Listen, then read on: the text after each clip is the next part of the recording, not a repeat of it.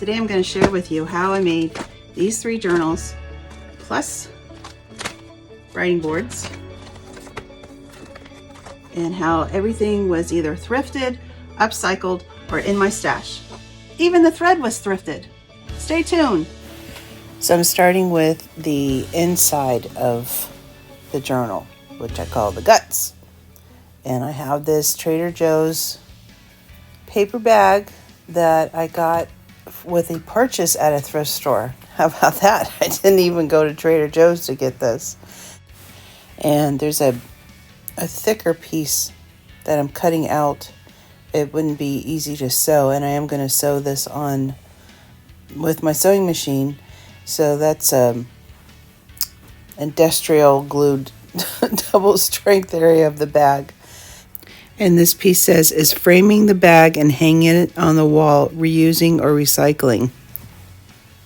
So what I'm doing now is just cutting the bag apart to put it back together, kind of like a quilt.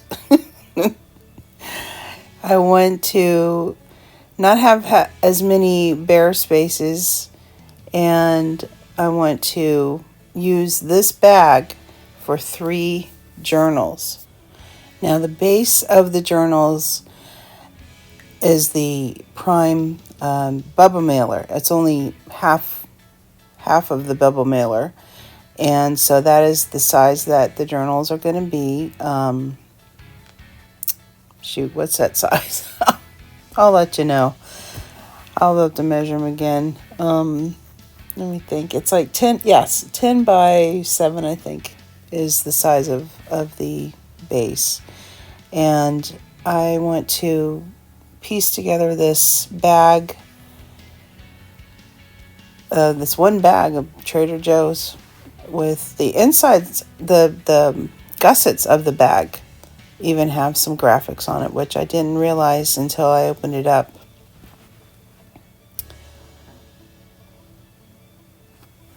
So it's going to be a challenge, but I'm really excited to see what I can do, and just sort of trimming it off here. There was a not smooth edge, I don't know, I guess it's where they tear the bags or cut the bags apart when it comes down the assembly line. And so here I am putting the 2 pieces here together.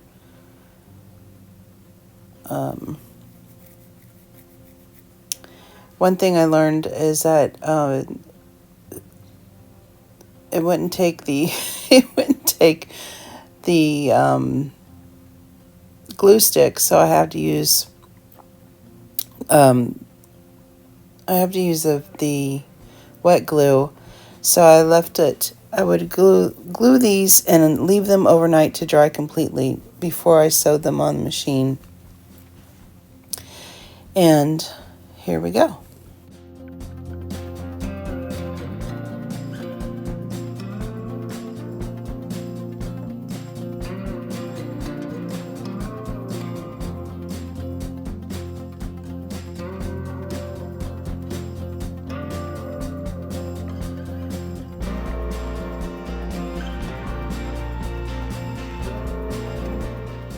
I found a sketch pad at the thrift store, and that's what I'm using for the paper inside the journals.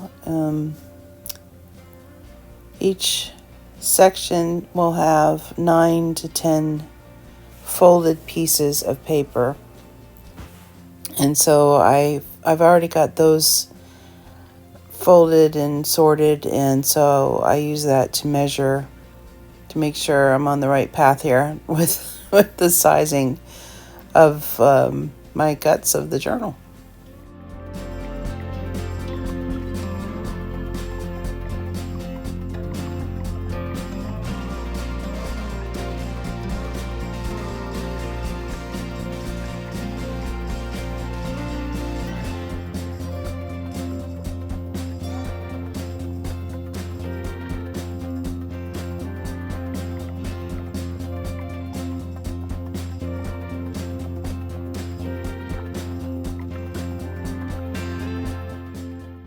It really is like putting puzzle pieces together, because I don't know what's going to fit, and I want to keep the graphics of the bag. I don't want to cover over anything like that little quote that's up there.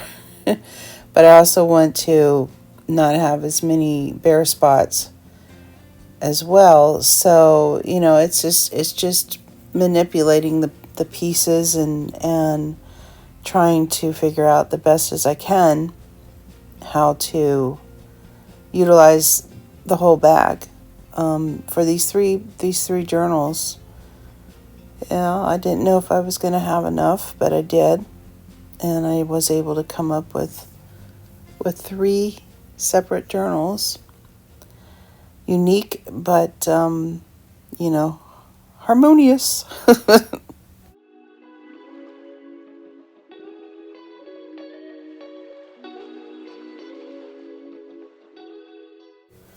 And with this little piece, I decided to make a pocket at the top there, which I thought, oh, that's so cute. I've made a pocket. Isn't that great? And then, as it goes on, and I realize I'm going to have to sew around that bag onto the prime mailer. I'm going to have to be really careful about that spot with the pocket. So, it worked out.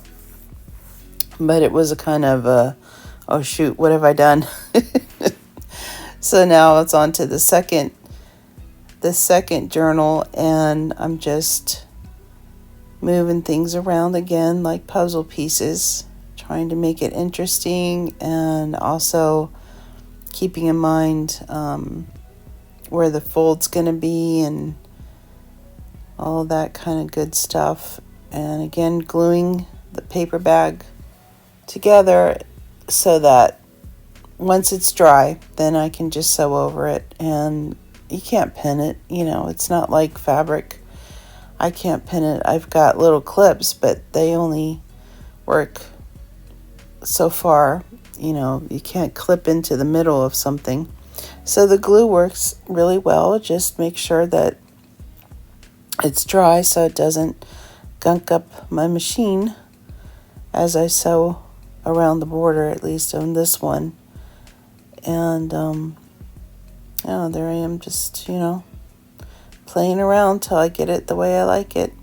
And of course the whole theme is thrifting and recycling and reusing, and so this bag was just an inspiration, and it was perfect for this project that I started.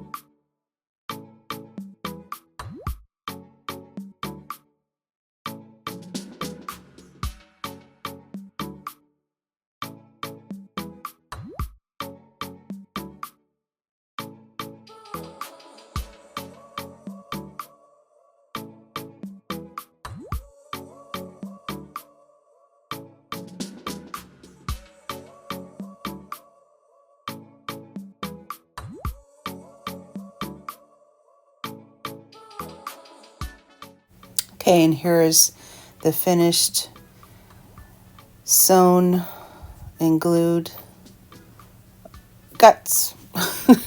There's the other side. And I did take some brown packing paper and folded it and glued it around the edges of the bubble mailer before I sewed the bag to the bubble mailer, just to finish it off. And here we go to the covers. Now these are, of course, you can tell they're Starbucks coffee bags, and they are all the same Verona. We went on a Verona kick for a month or so. And so I took the bags and pulled them apart and washed them up and dried them.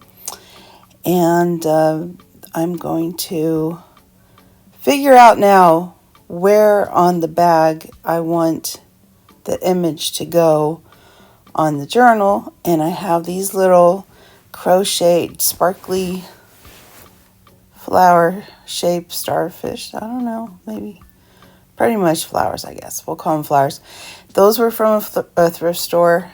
They were from a Benjamin Franklin store. I have not heard of that store in forever, ever since I lived on the East Coast, and I'm now on the West Coast. So I don't know. I was just like, wow, and I got this bag of flowers, and I thought they were perfect for these bags. They're very colorful and beautiful, bold colors, and I love that. And so I have one small one and two large bags. So the large bags have more graphics on them. This is one of the larger bags. And I just want to position, like I said, I want to position the graphics in different parts of the journal so that even though they are all similar, they are all not all identical, these journals. And I will be listing them in my shop pretty soon here. They may even be up by the time this video goes up. So let's see, what was I doing with this one? What are you doing, Kathy? I don't know. Oh yeah, now I gotta figure out where am I gonna put the flower on this one. What am I gonna do? And I think this one I decided to move the large Cafe Verona graphic to the front of the journal, and so that left some empty space at the back. So what I'm going to do is cut off at the edge there. And another thing with these bags, it's kind of hard to cut them straight, but you got to do it slowly, do the best that you can, and it doesn't have to be perfect. It's a junk journal. Same with the bubble mailers. Those things are anyway, I tried my best to keep them straight. And I think it worked out enough in the end. And I'm putting this one on the back side. Now I'm just trying to figure out exactly what to cover up, what not to cover up, where to put things. And I ended up doing several patchworks on the front covers of these journals with the Starbucks bags. It just sort of evolved into that covering up in like that barcode. I don't think that's very attractive. But and there I've got that vacuum sealer issue, the button that comes with all the bags, of course. So there is the inside. There's my little logo.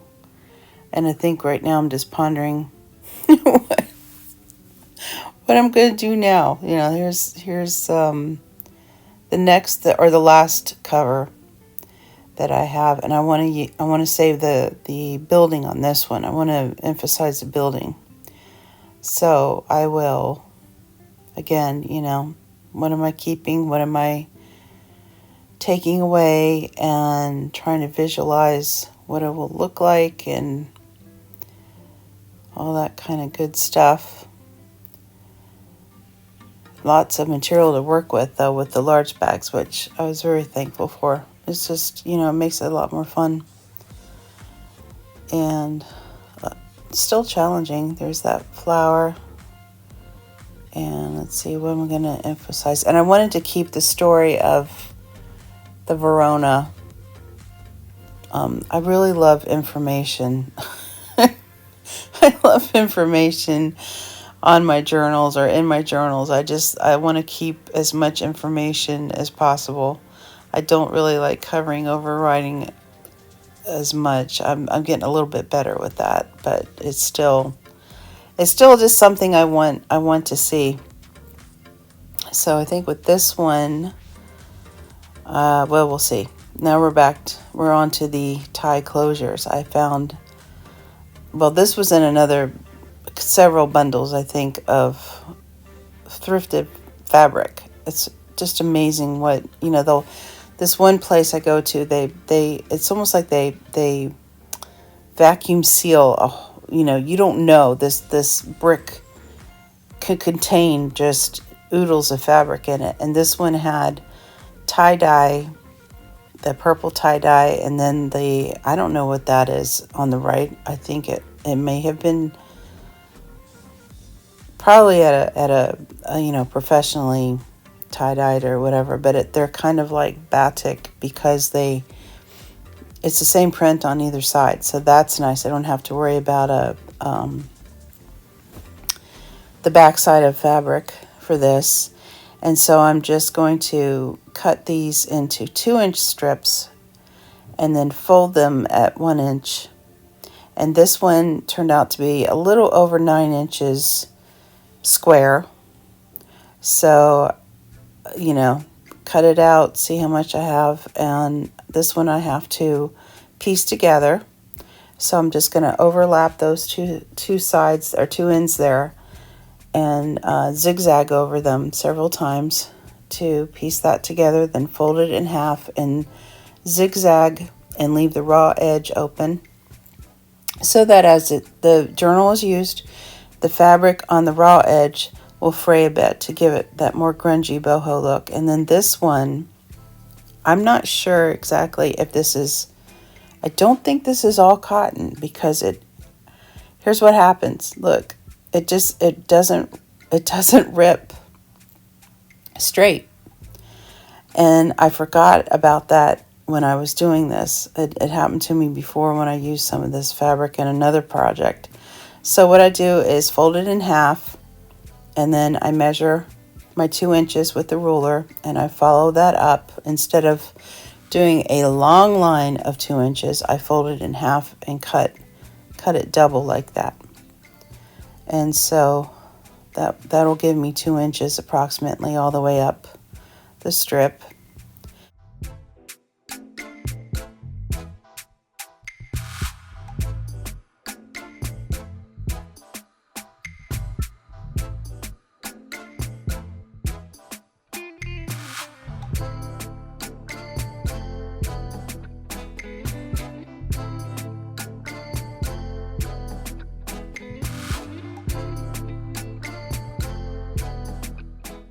So the purple is the guideline, the crazy fabric that ripped wrong. I cut the shorter piece at the end, and then I'm going to piece it together to make the one long strip. And here it is, all nice and put into the book. This journal is almost done here. I just want to show you, I did a X on the paper side, and then on the cover side, that's where I moved things around and I sewed it together and sewed around some of the graphics, and then it'll tie in a bow. And of course there's enough fabric there that as the journal gets bigger, it'll still be able to close. And this is the purple one, and I was tired by the time I got to this the first night. There I have pieced together a few more pieces of the bag. I forgot to put the flower on the front before I glued the cover. I glue the cover to the bubble mailer and then let that dry, and then I sew around. I forgot to add the flower. So I ended up sewing it after the effect, but it didn't seem to mess up on the other side, on the paper bag side. There's only a few extra stitches there where the flower was added. I found out that I can't glue anything to these bags. It just won't hold. So I have to sew it. So on this last one here, look at that. I had the inside upside down. Woo! glad I caught that. This last one, before I glued it to the bubble mailer, I had to piece all those ones together, and I decided on this one I was going to cut out that button, and I was like, oh man, if I could just get a hole through that one, that would be a cool button. So that's another idea. And I put the flower over the hole, and you won't see it once it's all sewn together. So here it is sewn together, and we're going into the binding of the journals. But this one I sewed around the rectangle graphics, and I wish I had done it with all of them because I really loved how that turned out. There's my little pocket, but you can see the different. This one is the one that I had to sew the purple flower on, and there's just a few lines there. And then here's the pink one, and this is where I sewed around more of the graphics, and then the yellow flower. And I really love how those turned out. So I struggled with how am I going to bind these, because the cover is very fluffy and you really can't get pressure on it. I've learned this with my prototype, which I'm still working in, and I can take those pages out when I need to work on them, so that the cover is it doesn't interfere. But here's the thing that happened with my brown packing paper. It's a very thin paper, and I think that the elastic, it's a 2mm elastic, and I felt like it was too thick. The paper that is in these new journals is, like I said, it was sketch pad paper, which it has the feeling of a little bit more sturdy than newspaper. So I went into my little, I don't know what you call that, little fabric Mary Ingle Bright box that my daughter got me. I keep every scrap of elastic, and I have some 1mm elastic that I'm pulling out of there, and thinking that maybe thinner elastic will still hold the signatures, but it won't warp the cover as much and won't be as possibly damaging to the paper. So in my stash, I had some more 1mm elastic. So I have enough of the colorful elastic for 2 of the journals, and then I'm going to use the burgundy for the purple flowered journal. Here's my trusty old crocodile, and I like the crocodile, but those grommets just, there's what is it, 3 layers, the paper, the bubble mailer, the extra paper, the 4 layers in the in the paper bag. So I did not feel that the grommet was going to go through all of that and hold. And so instead I'm just going to rely on, hopefully the holes will be sturdy enough, because there is 4 layers going on there. So what I did here was put in the journal signatures, and I marked the middle one, and that's my guide. I used the smallest hole punch on the crocodile because it is only 1mm elastic string, and just did my best to measure from one end to the other so that it'll be straight. One of the things, I have a Sizzix die that makes the holes for a traveler's notebook with elastic binding, but it's only one size. And so when I have to go in like this to figure out where to put the holes in relation to the paper length and the journal size and all of that kind of stuff, it gets kind of complicated. Plus the bubble mailer is a little stubborn. It's okay for one signature, but when putting in 3, it's like, oh, I don't want to bend there, I want to bend over here, so it's like, you will bend to my will. I will make you fold the right way. And here I am putting in the elastic thread, This is the second attempt, or the second journal, because the first journal, my hands were so slippery. I think I might have put lotion or something on, earlier, and I couldn't keep a hold of of that elastic thread, and it kept coming out and coming out. I'm like, oh my gosh, I've never had this much trouble since, when I first started looking. I'm still fiddling there, trying to get those in. I do have a video of how to string, the elastic thread without that much struggle. But anyway, so the pages go in, and they're not buckling, and the journal's not buckling, and the pages aren't warping, and I think it looks really cute. I love how it turned out. And so that was, after many, many moments of pondering and struggling and thinking, how do I do this? How am I going to bind it? There we go. So this is I'm calling it a prime board. I'm not comfortable calling it a master board. I don't know why, but I'm just going to call it a prime board.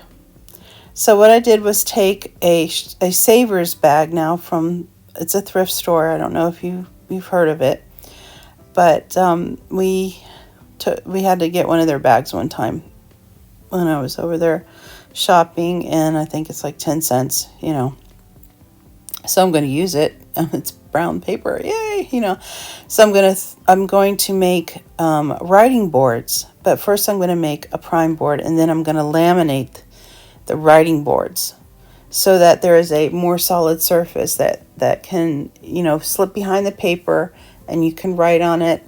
And I'll explain that in a moment. So the way I cut down large brown paper bags now is not from the inside, down that line, because invariably I get way off track. So I take it from the outside now. I'll just, press it at that crease or at that fold and just go down the line, and I get a much straighter line doing it that way. It's a lot easier when I don't have to hold it in front of the camera. But anyway, it works out pretty good. So here I am just, chawing away on this bag, this huge bag. I have just a very tiny desk space, and so I apologize for things not always the whole thing on camera, because I just can't do that at this point. But I'm doing what I can so I can do some videos. So once I get this broken down, I'm going to take one and a gusset of the paper bag to make this mosaic, which, you'll see this in a moment. Come on, hurry up and finish up cutting that bag. Here we go. Okay, so it's larger now. It's a larger area. And if you're really good at math and you love measuring things, and you just, you're confident doing that, do that. I just eyeball things a lot and just hope and pray it will work out. And I've been lucky so far. So these are my scraps of paper bags. And there's one moment of weakness. We went to Taco Bell and I saved the bag. I like it for the colors and the lettering and things like that. And I want to fill up all the empty spaces on the saver bag. Here I am trying to get another straight line. If that is all possible, I will try to do that. And I use whatever tools I can to achieve that. So I'm going to take away the empty spaces on the bag, on the Taco Bell bag, and just lay it on top of the Savers bag. Now again, I'm going to have to use glue, wet glue, and I'm using Aleene's Tacky Glue. It doesn't have to be precise because I am going to laminate this, so it needs to not be sticking up when I put it in the laminating pouch, or cutting it up. First I cut it up, then I'm going to laminate it. So, if I need to stick something down again, I can, but usually just to kind of like tack it down. That's what I'm going for here. And again, let's see, taking the other bag, the other part of the bag, and just moving, manipulating things. Oh, and this was some more words on the Savers bag that I wanted to use. It's again with the recycling, reusing theme, and it just, it was neat that for 2 bags that I got at the thrift store, I was able to come up with a lot of reuses for my junk journals.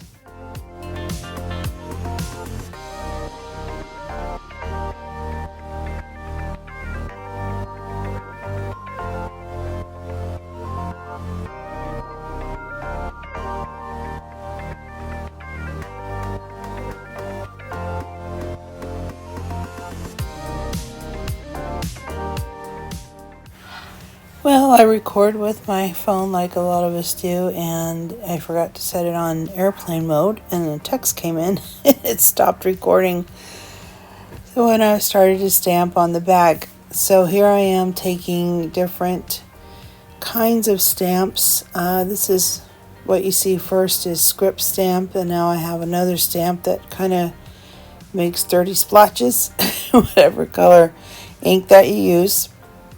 And I'm just going to go around this big surface and ink it and, fill in the gaps and just, make it my own.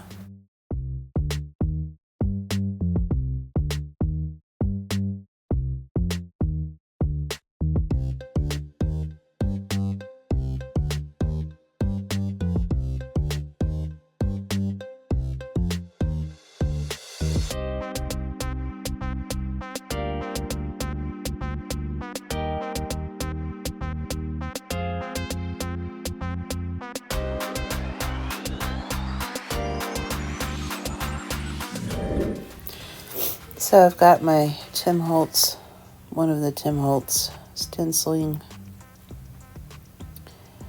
cards, and I've got Olive Stays on Ink and Honeycomb, I think is what is happening there.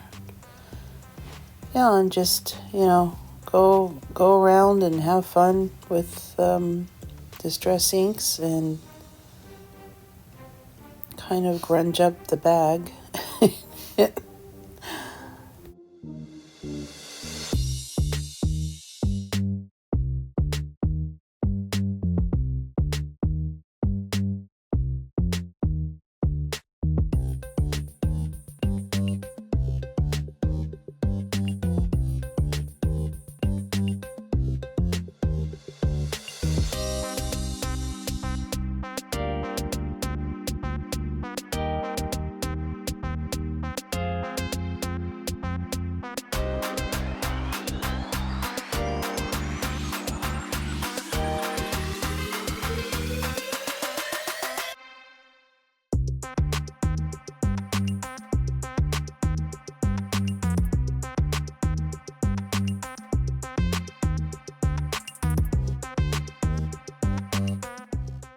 And continuing with the Thrifted theme, I found this little slab of scrapbook papers, 6x6, I believe is the size.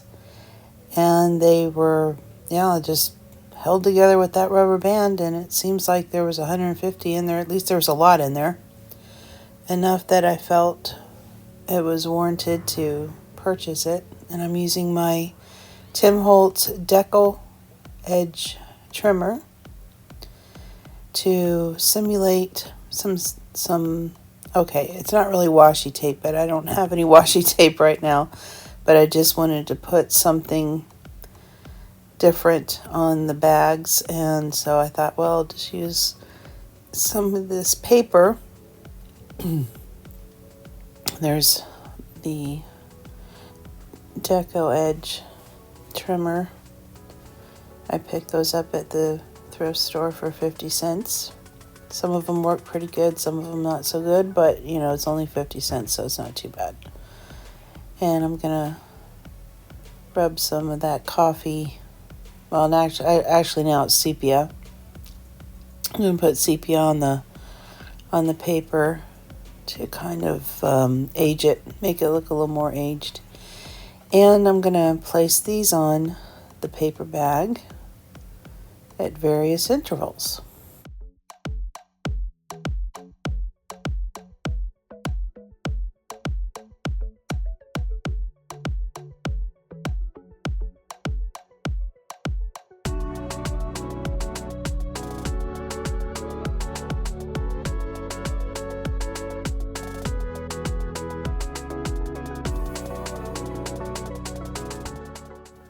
Okay, on to the other side now. I have a blank canvas to work on, and with this I'm going to take all of my leftovers from cutting down the Starbucks coffee bags and gonna lay them out on this bag to see what I can do with them. And after I did this, I decided, or I was thinking, you know, what do I want to do if I just, you know, I am going to cut up the paper bag, so I could have just glued all the strips down, but then I decided, no, I'm going to make a mosaic. Now I don't know if I have enough of the various burgundy, pink, and green colors, but I just, you know, again, just go with it, see what happens, and form some sort of mosaic.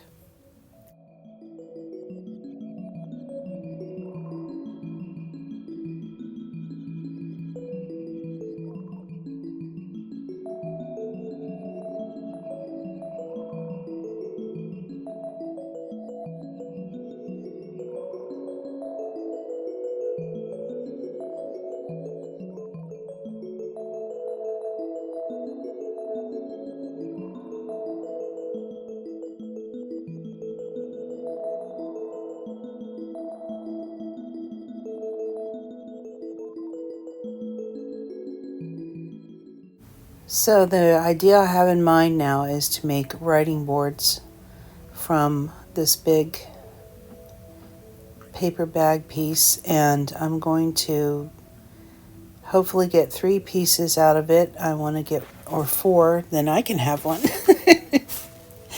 But I want to get 3 for the journals that I just made, so that there's a smoother or firmer surface that can go behind the paper, even though the paper can be taken out, of course, from the journal as well. But and it also can be used as a bookmark. So I'm now trying to figure out how big the writing board needs to be.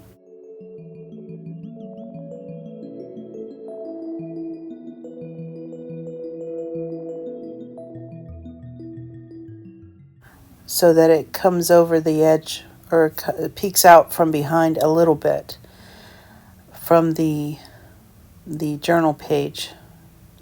And here's the first attempt, I think, of checking it. I'll show you what I mean here.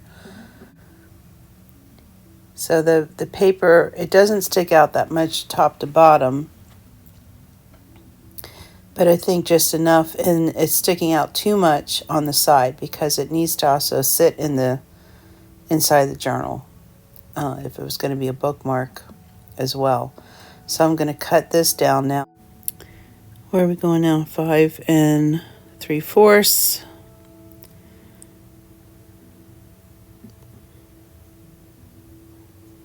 I think that works out better.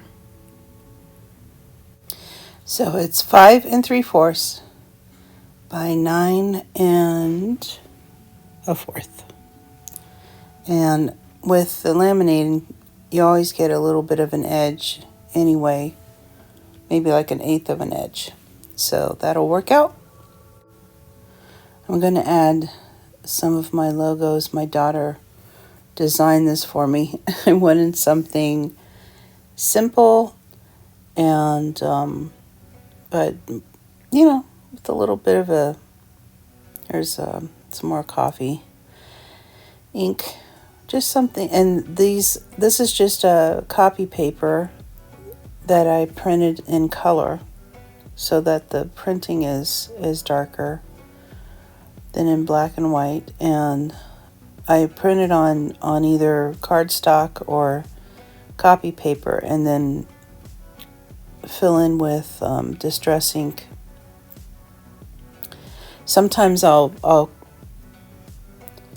print on a printed scrapbook paper as well, but this time I wanted it as a thin piece of paper as possible, so that's copy paper. And so I did 4 in the sepia, and then I'm going to do the other 2 in the olive green, stays on ink. And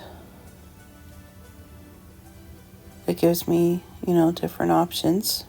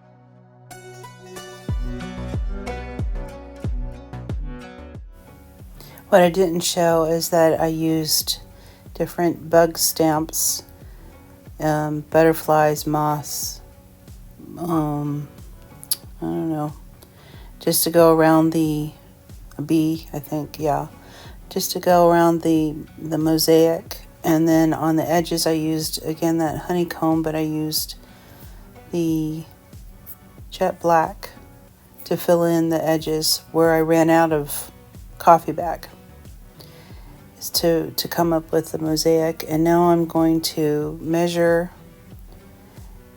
with the paper the dimensions of the writing board, and then I'm going to cut it with my scissors and with a straight line, hopefully get it as straight as possible.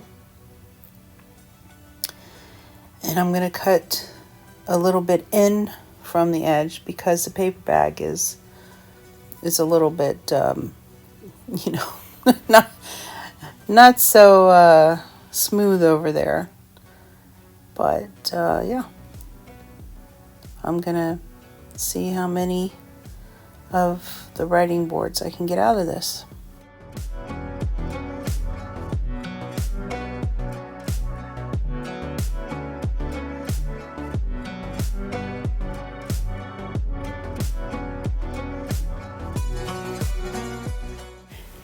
And I also wanted to explain why I'm drawing the lines on the mosaic side. I didn't want the lettering, the words on the other side to influence where I was going to place the rectangle to cut. I wanted it to be as random as possible. So that's why I decided to measure and cut on this side of the bag.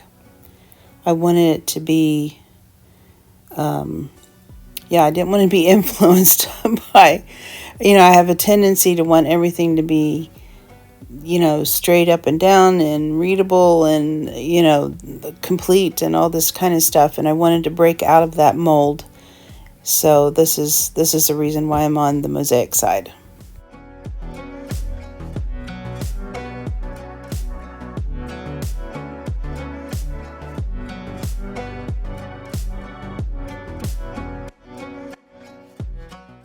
I want to make tabs at the tops of the writing boards, and I have cut up some tea boxes with interesting inserts the inside of the tea box. So I'm going to use those little, they look like tabs already. You know, I'm talking about the folds of the tea box. I'm going to use those for the tabs of the tops of my writing boards.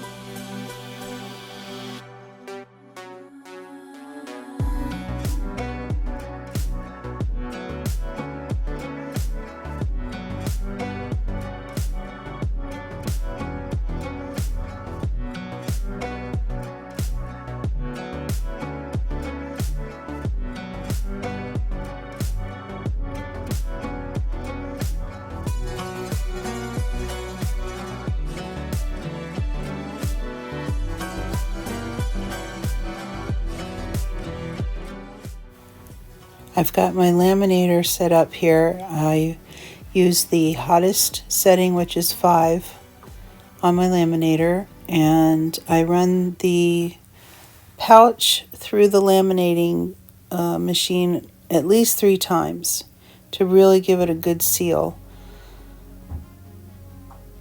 I hold it at the top as it goes through so that the opening doesn't move, then the paper doesn't move, and just kind of guiding it in there. And then at the bottom I'm just lifting it up so it doesn't jam into that base there. I usually laminate it and it goes sort of like off the edge of the desk.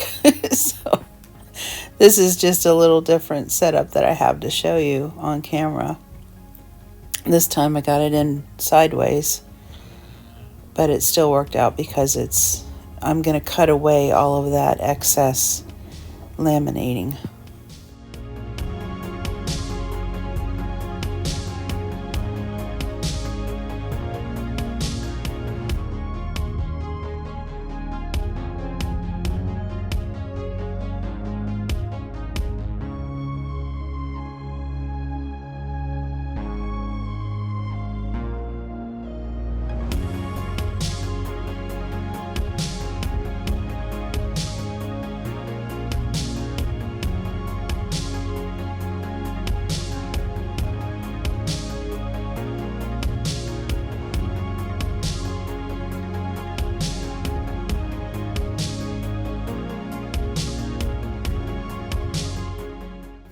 I've found that the easiest way for me to get a straight cut when I'm cutting off the excess laminating sheet is to use this here razor or blade, I guess. It's not really a razor. It's a little blade cutter.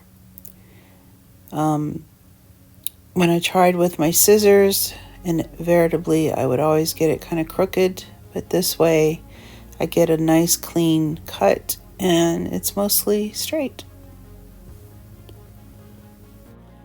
And I try to give myself at least one, I don't know what you call that, wedge. Right there you can see line edge, so that you don't want to cut right next to the board or the paper or whatever that you have laminated, because it could open the seal. I found that out. And now I'm going to round the edges. My corner rounder does not work on these, so I take one of the corners there that's already rounded. The laminated sheet is rounded on the edges, and I'll take that as a guide and just sort of nip very carefully around the edges. I don't want to go too crazy and cut too wonky or too deep or whatever. It just takes a little bit of time.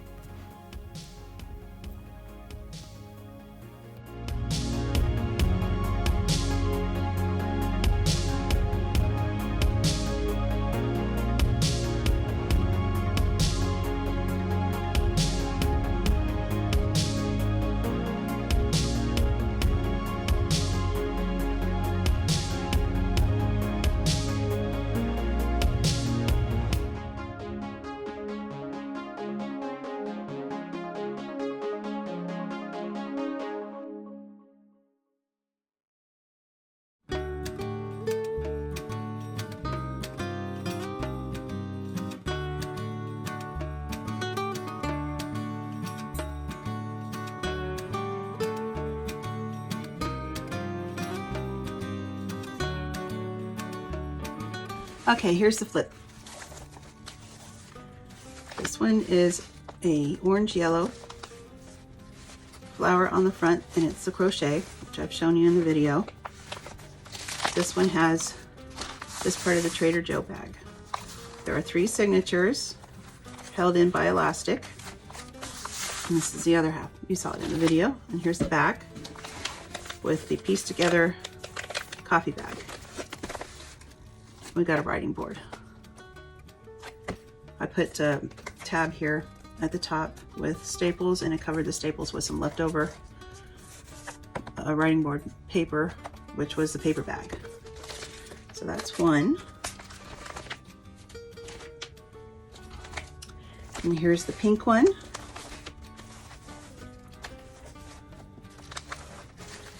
There we go. As the stitch around all the, let me see if I can pull it. Oh, listen up. I stitched around all of the labels, looking labels, so, and then pieced parts of it together. And then this interior is framing the bag and hanging it on the wall, reusing or recycling. And then we have a little pocket up here. And then the back is this part of the Trader Joe's bag. And then, of course, that's the back. And let's see, there's a writing board that goes with. And then the last one, likes to shed. Last one is this purple one.